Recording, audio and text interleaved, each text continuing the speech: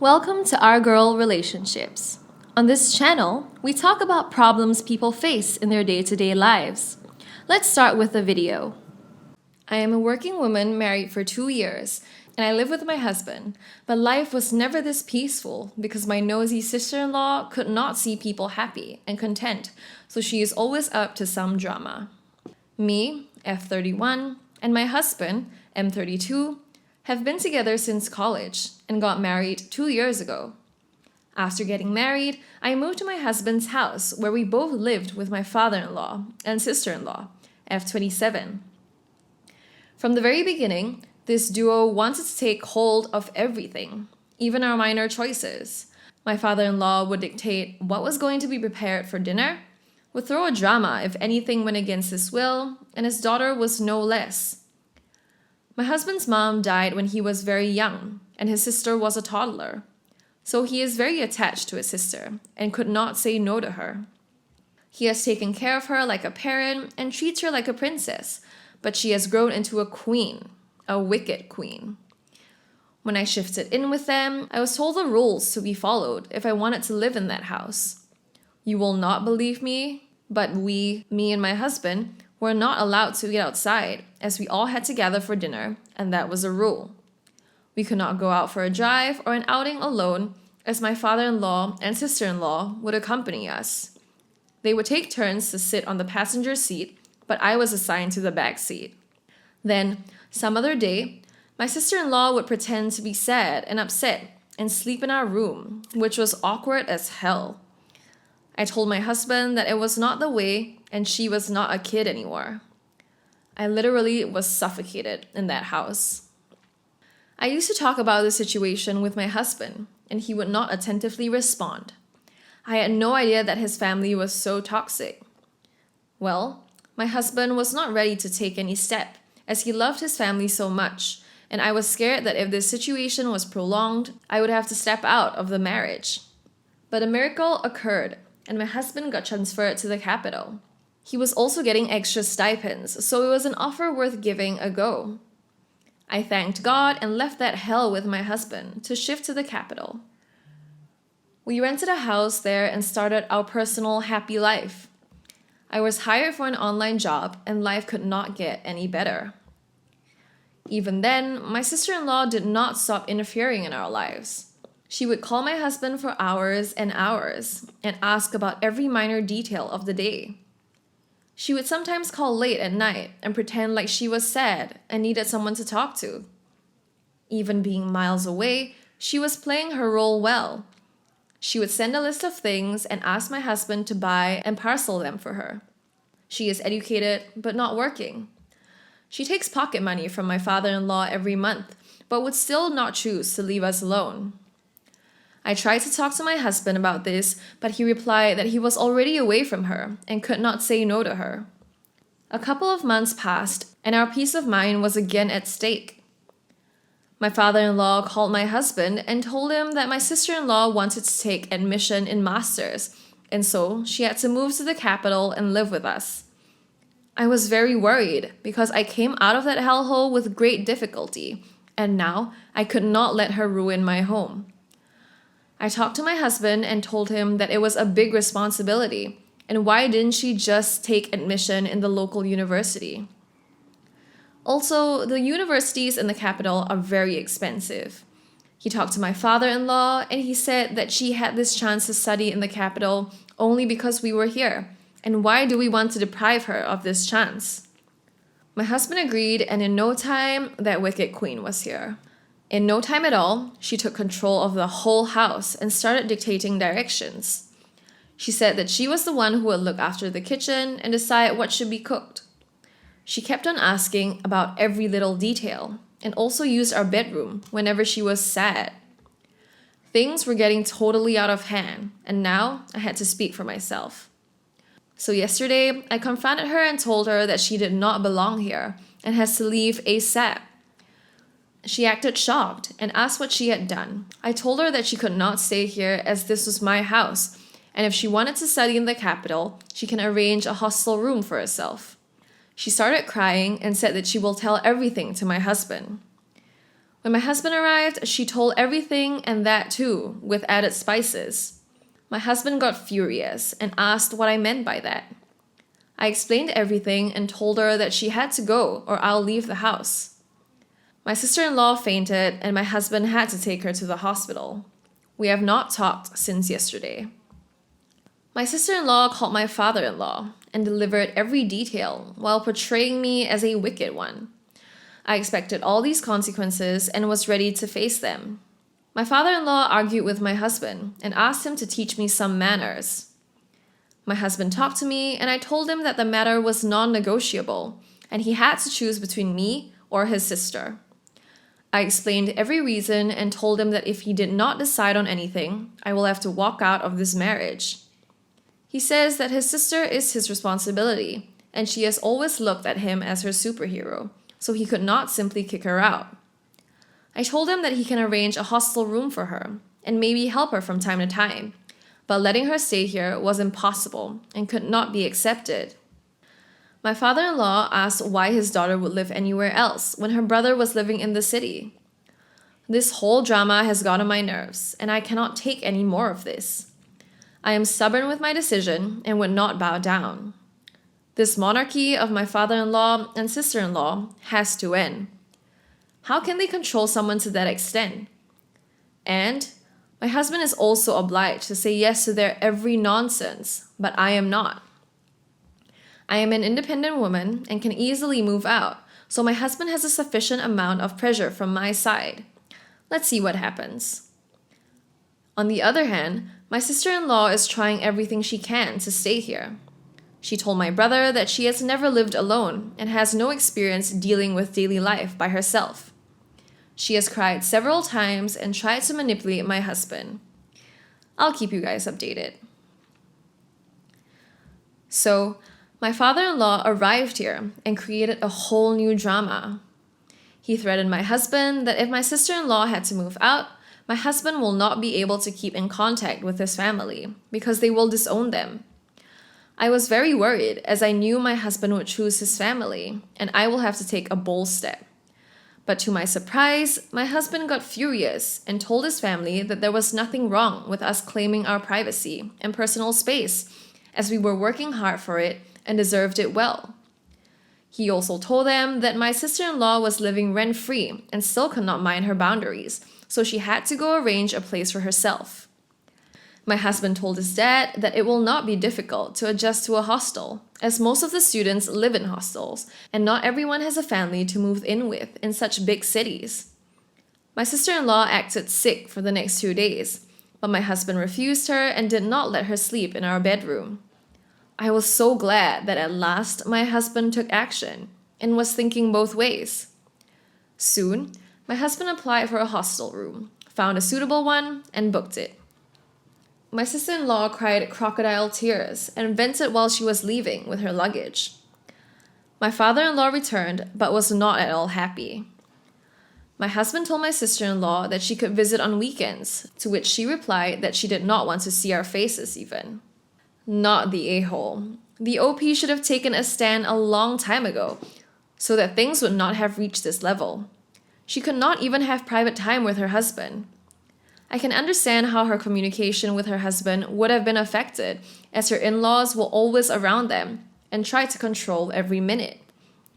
She should not have been obeying like that, and she should have given a shut-up call at the very start. Just like her in-laws, she should also have been introducing rules and regulations, drawing out boundaries. It was so painful that she was not even able to go out with her husband until she was at her father-in-law's house. She could not even eat whatever she wanted to and never even sat beside him in the car.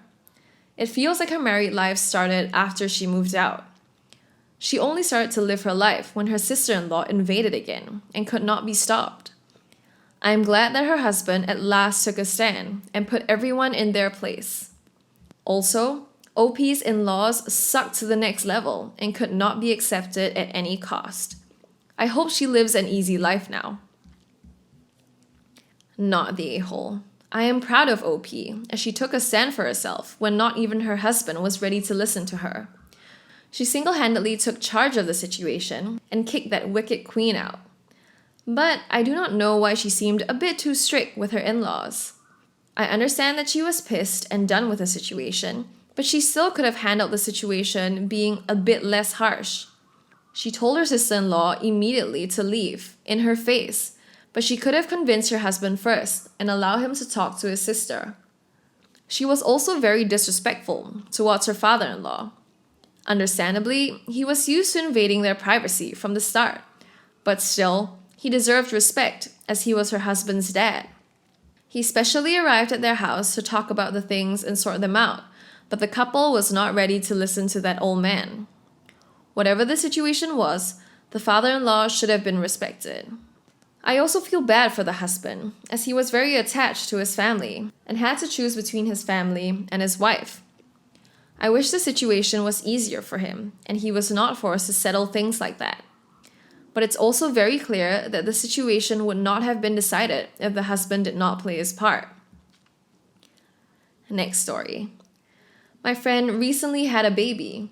We are in our mid-20s, so we're still very much the type to go out and have fun at bars, parties, nightclubs, and travel to new places. You name it. But she got pregnant last year and had a baby, so we haven't been able to do much of that for obvious reasons. I've always supported her, even planned her baby shower for her, and got her home ready for when she came back with her newborn. But recently, she came up to me and went off on me because I apparently do not accommodate her and her child. She went on to say that she was upset because I'm always doing stuff without her knowing she has a baby. She brought up the fact that after her baby shower, a few of us went out to a local bar we always go to, and she couldn't because she was pregnant and they smoked inside that bar. I asked her what the issue was because I had spent the entire day making sure she didn't lift a finger for her baby shower, and my friends wanted to treat me to some drinks after all the hard work I did.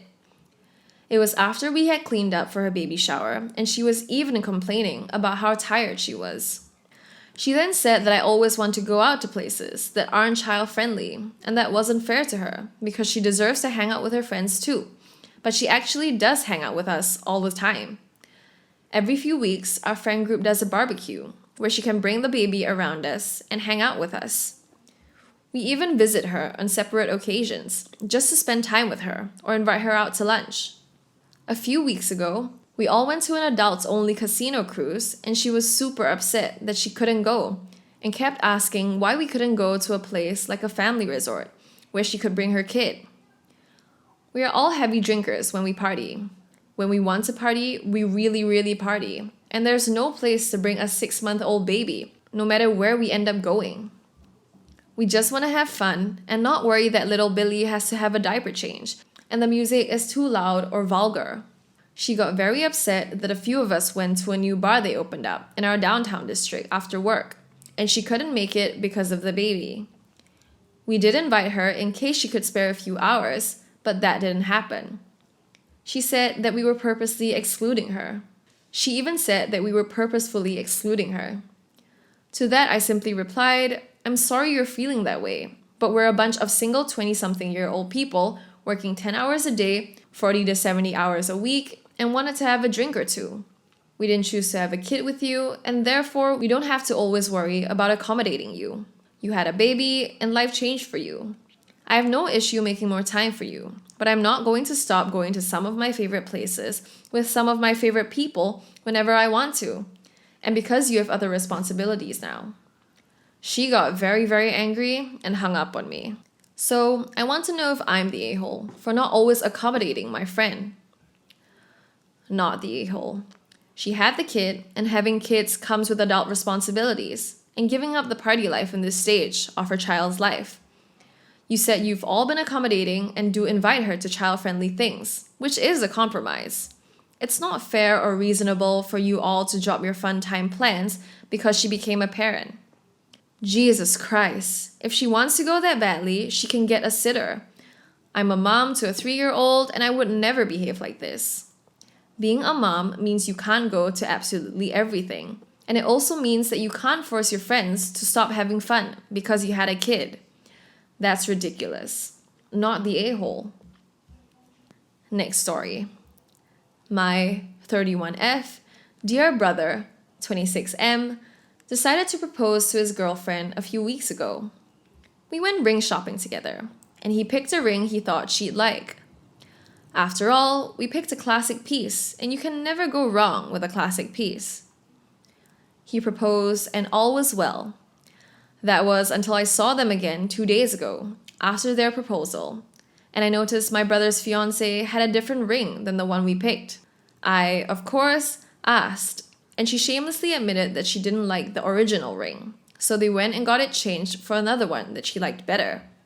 I told her that's a really weird thing for her to do, and she should be happy and grateful. After all, the ring was a classic, so it could fit anyone's style. She said that she had previously sent pictures of what styles of rings she likes to my brother, and she's not into the classic pieces anyway.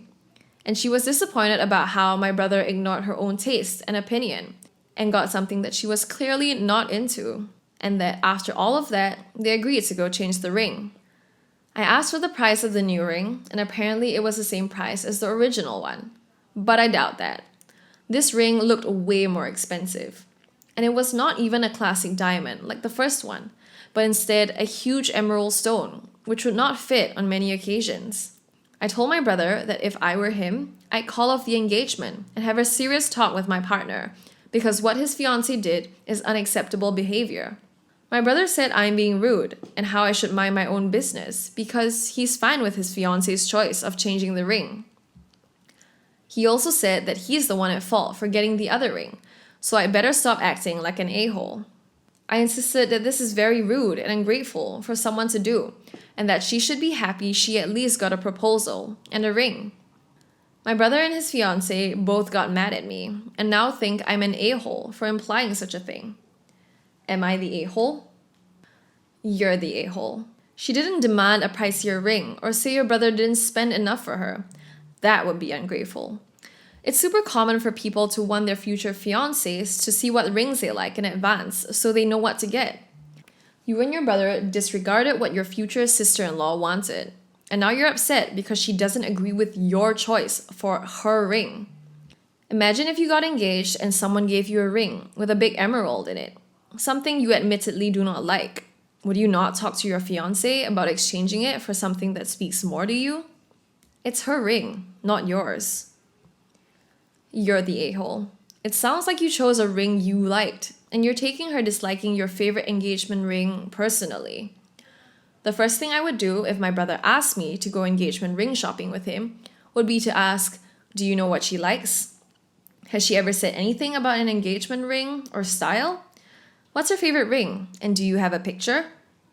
I would not go out and advise my brother to get a ring I like for various reasons. Goes with whatever and has a stone I find appropriate. You're not going to wear the ring every day from now on, and this is not your relationship. You need to apologize.